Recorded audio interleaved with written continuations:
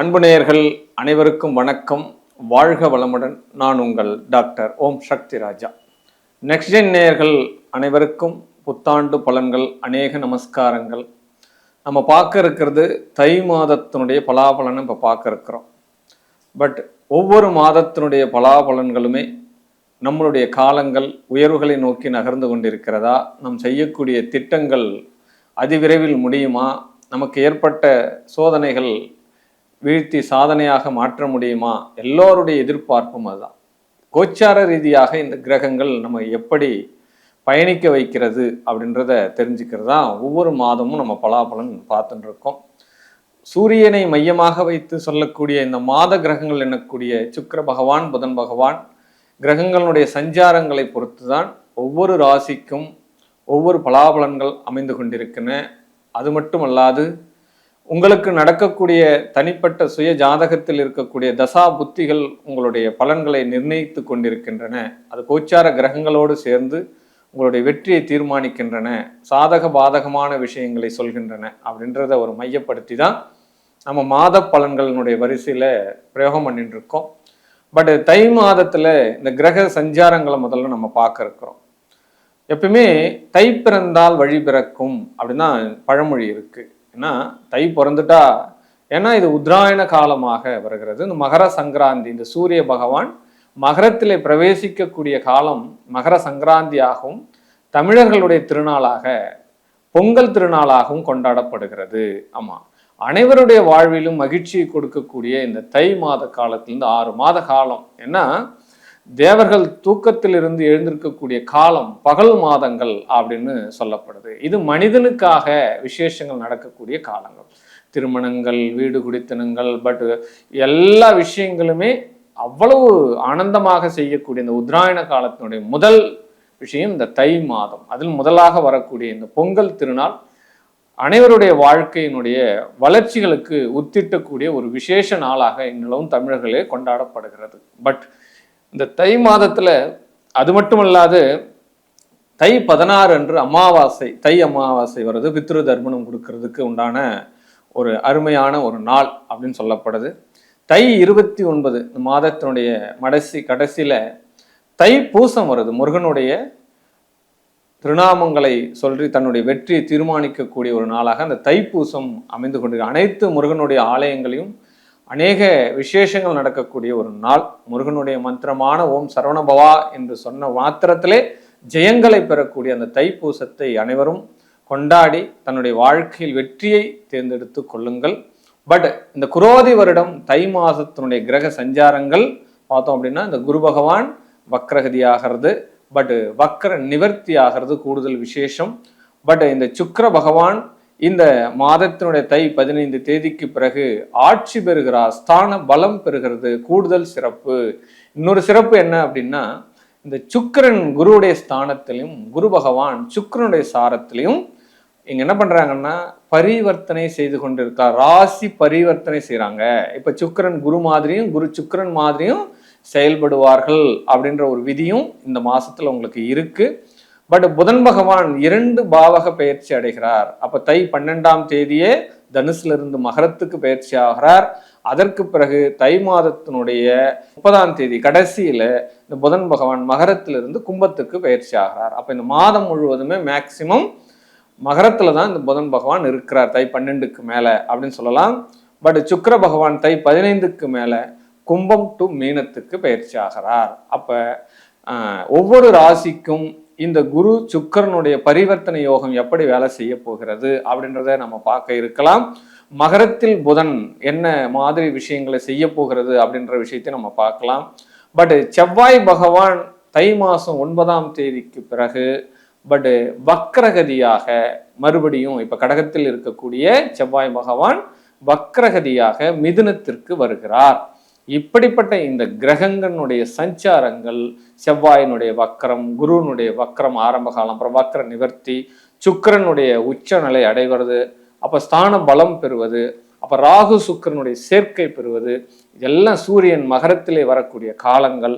ஏனைய 12 ராசிக்கும் எப்படி இருக்க போகிறது, எந்த மாதிரி பலன்கள் இந்த மாசத்துல நடக்க போகிறதுன்றதான் நாம் ஒரு விரிவுரையாக பார்த்துக்கலாம். பட் இந்த மாத பலன்கள் என்பது ஒரு பொதுவான பலன்கள்.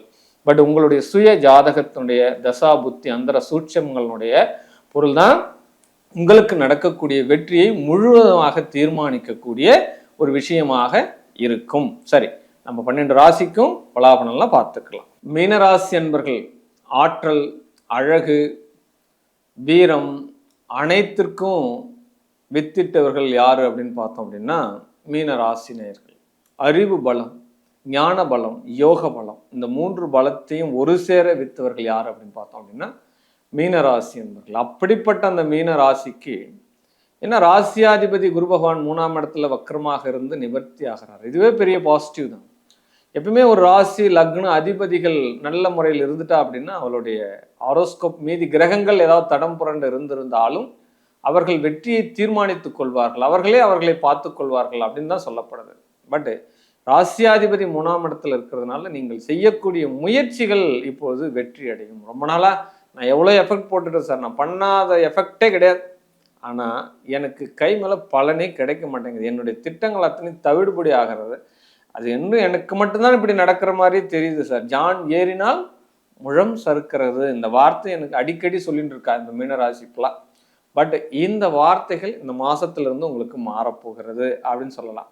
பட் உங்களை தூக்கி விடுவதற்கும் தாங்கி பிடிப்பதற்கும் ஒரு மிகப்பெரிய ஒரு ஆளுமை திறன் கொண்ட நபர்களோடு நீங்கள் ஒன்று சேரப்போகிறீர்கள். யாரோ ஒருத்தர் வராப்பா புண்ணியவாளம், யாரோ ஒருத்தர் திடீர்னு வந்தப்பா பெரிய ஹோப் பண்ணிட்டேன்பா, என்னுடைய நண்பர் பார்ட்னர் வந்தார்ப்பா பெரிய ஹோப் பண்ணிட்டேன்பா, அப்போ என்னுடைய நண்பருடைய ஆலோசனை நான் கேட்டேன்பா, இவ்வளோ நாளாக எனக்கு அந்த ஸ்ட்ரைக் ஆக மாட்டேங்குது. ஏதோ ஒரு அசிரேரி மூலமாக இந்த பிரபஞ்சத்தின் மூலமாக உங்களுக்கு வரக்கூடிய செய்திகள் இனி உங்களுடைய வாழ்க்கையினுடைய முன்னேற்றத்துக்கு இருக்கும். அது இந்த தை மாசத்துல உங்களுக்கு தெரிய வரும் அப்படின்னு சொல்லப்படுது. பட் ரொம்ப நாளாக இருந்தக்கூடிய மனக்குழப்பங்கள்ல இருந்து வெளியில வர்றதுக்கு உண்டான ஒரு மாதம் இந்த தை மாதம் அப்படின்னு எடுத்துக்கலாம். ஏன்னா ராசியாதிபதி வக்கர நிவர்த்தி ஆகிறதே பெரிய பாசிட்டிவ் தான். பஞ்சமஸ்தானத்தில் இருக்கக்கூடிய இந்த நீச்ச செவ்வாய், வக்கர செவ்வாய் 4ஆம் இடத்துக்கு வராரு. அப்ப வாகனத்தை விற்கலாம் வாங்கலாம், பூமியை விற்கலாம் வாங்கலாம், வீடை விற்கலாம் வாங்கலாம், இந்த மாதிரி விற்பனை துறை கட்டிடத்துறை சார்ந்த விஷயம் இருக்கா, பட் இன்ஜினியரிங் லைன்ல இருக்கா, பட் பெரிய பெரிய பில்டிங்லாம் கட்டுறா, பாலம் கட்டுறா, அப்படிலாம் இருக்கிறவங்களுக்கு எல்லாமே நிறைய அப்பாயின்மெண்ட் வரும், நிறைய அப்ரோச் பண்ணுவாங்க, பட் நிறைய தொழில் சார்ந்த விஷயங்களில் முன்னேறுவார்கள். அப்போ இன்ஜினியரிங் துறை கட்டுமான துறையில் இருக்கிறவங்களுக்கு ஏக வெற்றிகள் உண்டாகக்கூடிய ஒரு மாதம் இந்த தை மாதம் அப்படின்னு எடுத்துக்கலாம். பட் தாய் சார்ந்த விஷயம் உடல் நலத்துல கொஞ்சம் கூடுதல் கவனம் வைங்க. தாயார்கிட்ட போயிட்டு அடிக்கடி பேசுங்க, அவங்க கிட்ட உள்ள ஆசீர்வாதத்தை எடுத்துக்கோங்க. தாயின் உடல் நிலையில் சற்று கூடுதல் கவனம் வச்சுங்க. ஆப்ரேஷன் பண்ண மாதிரி சூழ்நிலை எல்லாம் போகிறதுக்கு வாய்ப்பு உண்டு. இந்த மாசத்துல கொஞ்சம் பாதுகாப்பாக இருங்க. சின்ன தலைவலி பிரச்சனைனாலும் உடனே அதை பாருங்க, வயிறு சார்ந்த பிரச்சனையா அதை பாருங்க, பட் ஏதோ கொழுப்பு கட்டிகள் வருதா இந்த மாதிரி விஷயங்கள்லாம் பாருங்க, பல் சார்ந்த பிரச்சனைகள் இருக்கா பாருங்க, இதெல்லாம் கவனமா வச்சுக்கோங்க. பட் உத்தியோகம் சார்ந்த விஷயங்கள் லாபமாக மாறும். இன்னொருத்தருடைய பணம் முதலீடாக உங்களுக்கு இந்த மாசத்துல நடக்கும். ஆமா, வேற யாராவது ஒரு விஷயம் நீங்க பண்ணிருப்பீங்க, அந்த கமிஷன் பேஸ்ல உங்களுக்கு நிறைய வெற்றி வாய்ப்புகள் இந்த மாசத்துல வரப்போகிறது. ஏன்னா 6க்குரியவன் உங்களுக்கு என்ன பண்றான் அப்படின்னா 11ஆம் இடத்துக்கு போறான் அப்படின்னு 6ஆம் இடம் 11ஆம் இடத்துக்கு போகுது. 2 தொழில்கள் செய்யக்கூடிய யோகம் வரும். ஏற்கனவே ஒரு தொழில் இருக்கேன் சார், இன்னொரு தொழில் பண்ணலான்னு யோசனை பண்ணிட்டு இருக்கேன்னா அந்த புது தொழில் உங்களுக்கு டைஅப் நடக்கும். இதெல்லாம் தை மாசம் அடித்தளம் நடக்கும். ஆமா, 6க்குரியவன் 11ல வரும்போது 6 இடம் என்பது என்ன, ருணம் ரோகம் சத்ருவை தாண்டி தொழில் பாவகம் அப்படின்றதையும் நம்ம எடுத்துக்கணும்.